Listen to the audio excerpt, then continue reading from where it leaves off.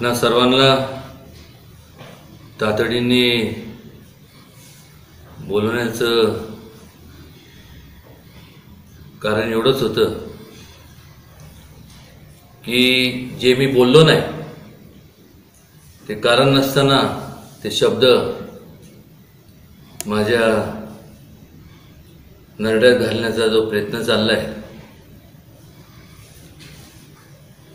एका प्रकारचं म्हणण्यापेक्षा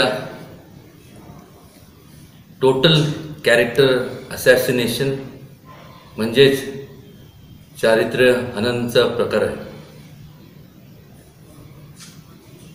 गेले काही दिवसापासून सातारा लोकसभा मतदारसंघात म्हणजेच ज्या मतदारसंघाचा मी विद्यमान खासदार आहे आणि जिथून आता मी उमेदवार आहे, उमेदवार या नात्याने प्रत्येक तालुक्यातल्या प्रत्येक कॉलेजमधल्या विद्यार्थी विद्यार्थिनी या तरुण वर्गाशी संवाद साधण्याचा आम्ही कार्यक्रम आखला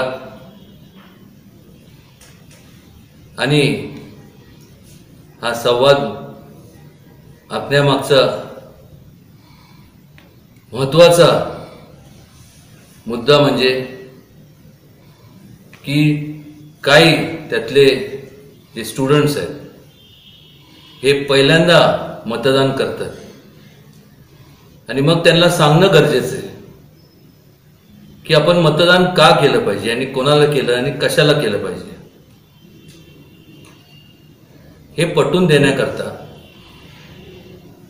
मी कॉलेजला प्रत्येक ठिकाणी भेटी दिल्या. इंटरॅक्शन थेट भेट किंवा जे काय असतं डायरेक्ट क्वेश्चन अँड आन्सर्स. एका मुलीने मला प्रश्न विचारला, एक स्टुडंट, तिने प्रश्न विचारला की मुलं आमच्याकडं पाहतात, आता कॉलेज म्हणलं की को एज्युकेशन संपूर्ण सिस्टम आहे. पूर्वी मुलींचं सेपरेट कॉलेज असायचं पुण्यात, सेंट मिराज, तिथं आमच्या आत्या शिकल्या. पण अलीकडं तर काय फक्त मुलांचं किंवा मुलींचं असं कॉलेज माझ्या तर बघण्यात किंवा म्हणजे मला तर माहीत नाही कुठे. आणि स्वाभाविक आहे, समोरनं जर एकदा कोण व्यक्ती चालत आलं तर आपण आणि चालत आलं किंवा क्लासरूममध्ये आपण पाहतो, पण मात्र त्यात विकृती नसावी हे मी आवर्जून त्याचा उल्लेख केला. मी एवढंच म्हणालो की काय म्हणी इंग्लिश मधले असतात, beauty lies in the beholder's eyes. पण याचा असा अर्थ नाही की त्याच्यात तुम्ही विकृती आणावी, कारण विकृती जर कोणाच्या मनात कोणी आणली तर त्यांनी विचार करणं गरजेचं आहे की समजा ती आपली बहीण असते आणि जर तिच्या बाबतीत जर कोणी विकृत असा विचार जर मनात आणला किंवा विकृतपणे जर काय प्रकार अनुचित घडला तर आपण काय करणार. ह्या संपूर्ण माझ्या मतदारसंघात मला ठामपणे मला सांगावंसं वाटतं, मी अन्याय कधी सहन करत नाही. आणि मी मुलींवरती आजपर्यंत ज्या ज्या लोकांनी अन्याय केला त्या सगळ्यांना त्यांना संपूर्ण जेलमध्ये घालण्याचं काम मी केलं. आणि जेव्हा ह्या लोकशाहीमध्ये मुभा म्हणल्यानंतर प्रत्येकाला अधिकार आहे निवडणुकीत उमेदवारी आपली जाहीर करण्याचा, पक्ष निवडण्याचा, अपक्ष असो किंवा कुठलाही पक्ष, त्याबद्दल दुमत अजिबात नाही. पण आजपर्यंत लोकांसाठी तुम्ही काय केलं ह्या बाबतीत त्या उमेदवारांनी सांगितलं तर ते फार उचित ठरलं. जेव्हा काय सांगण्यासारखं नसतं तेव्हा कारण नसताना मग अशा प्रकारचं कॅरेक्टर असॅसिनेशन जे करणं हे म्हणजे अनुचित म्हणण्यापेक्षा थर्ड क्लास आहे असं मी समजतो. असं होऊ नये. आणि मला माहीत आहे की त्यांच्याकडं कुठल्याही प्रकारचे प्रगतीचे काय मुद्दे नाही, कोणी असू दे. त्यामुळं हे सर्व ते कॅरेक्टर असॅसिनेशनवरती त्यांचा भर असणार आहे. माझी त्या लोकांना कोणी उमेदवार असेल, उमेदवारी तुमची त्यांना जाहीर म्हणजे मी एक नेहमी सांगत असतो की,